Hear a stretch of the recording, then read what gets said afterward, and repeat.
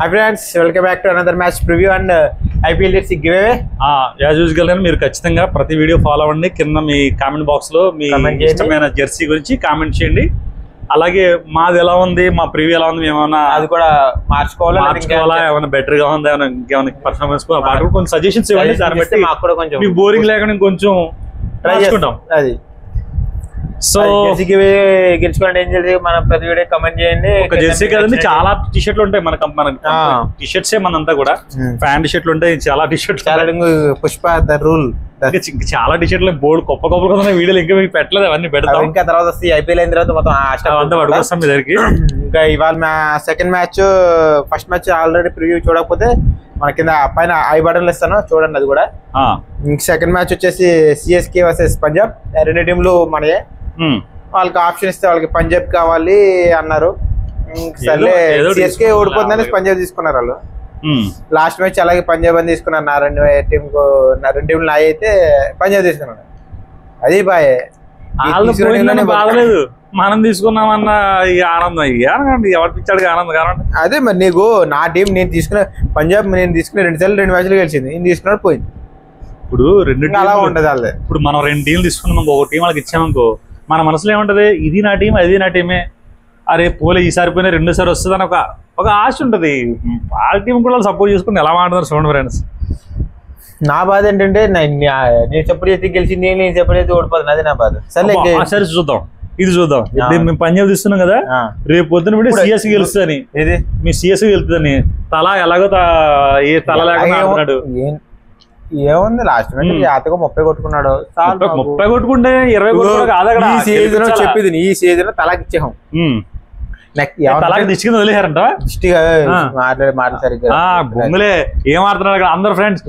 Chennai stadium లో Chennai yellow T shirt వేసుకుని అందరు ఏమన్నారు, వదిలేసేయాలి, ఇక మన ధోని పక్క వెళ్ళిపోవాలి, కుర్ర ప్లేయర్స్ కి అవకాశం ఇవ్వాలంటున్నారు. సరిగ్గా అని చెప్తున్నా, ఆడి చూపించండి, మాటల్లో కాదు, మరి పక్క తప్పుకోమను, పక్క తప్పుకోమను గురించి ఆడుతున్నాడు.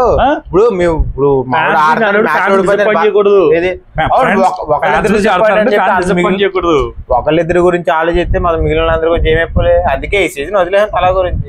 నెక్స్ట్ సీజన్ లో ఏమన్నా చూసుకుందాం. ఎవరెవరు ఈ సీజన్ ఎవరెవరు ఎగురుతారో ఏంటంటే మన వింటేజ్ ధోని మళ్ళా ఈ సీజన్ లో 2-4 ఏంటంటే మన వింటేజ్ ధోని ఈసారి ఆడి చూపించాలి. మొన్న 16 బాల్ 30 కొట్టాడు కదా, నేను అనుకున్నా మనోడు బ్యాక్ అయ్యాడని. మళ్ళీ ఏంటి ఏం ఆడతాం, అది ఆడకుండా మ్యాచ్ ని తీసుకోవడం. 2-4 అస్సలు చెప్పాలి ఫ్రెండ్స్, ఓడిపోతే ఓడిపోయారని చెప్పాలి, ఆడితే ఆడారని చెప్పాలి. అంతేగాని 2-4 ఏముంది, అసలు మీలాగా ఒప్పుకోవాలి, నిజాన్ని ఒప్పుకోవాలి. దానికి సో మీ వాళ్ళు ఏమి ఓడబడతారు అనుకుంటున్నాం. ఇది మీ వాళ్ళు 2 టీంలు నాయే, 2 టీంలు ఏది గెలిచినా నాకు ఇబ్బంది లేదు. కాకపోతే ఇవాళ నువ్వు నాకు పంజాబ్ కావాలి సర్లేని కొన్ని ఇంకా ఇచ్చేసి నా బెస్ట్ టీం అంటే ఇంక ఇచ్చేస్తాను. ఎలాగ సపోర్ట్ చేసినందుకు పంజాబ్ గెలుస్తుంది. మరి గుజరాత్ పంజాబ్ మ్యాచ్ జరిగినప్పుడు పంజాబ్ కాబట్టి పెద్ద లైట్ తీసుకున్నాం. రాజస్థాన్ పంజాబ్ జరిగినప్పుడు దిష్టి తీస్తాం, రాజస్థాన్ మ్యాచ్ ముందు నిమ్మకాయలు దిష్టి తీస్తాం. మనం ఏం చేయం మరి, నిమ్మకాయల రేటు బాగా పెరిగిపోయినాయి, జ్యూస్ అయినట్టు అది కూడా నిమ్మకాయల రేట్లు బాగా పెరిగిపోయి పడే దిష్టి.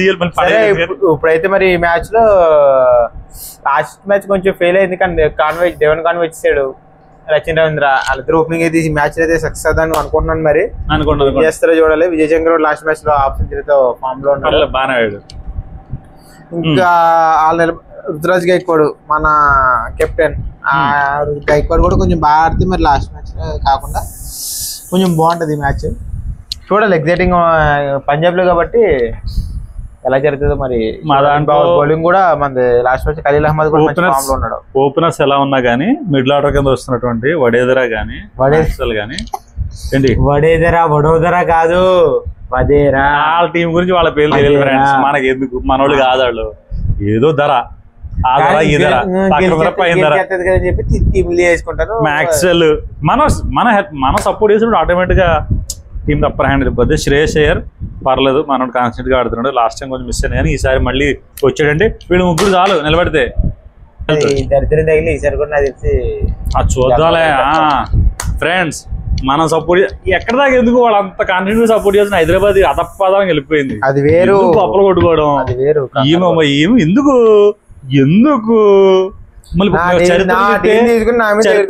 చరిత్రలు దితే ఎందుకు ఫ్రెండ్స్ అందరూ మళ్ళీ చరిత్ర ఏమనంటే హట్ అవుతారు నీకు విషయాన్ని ఒప్పుకోరు.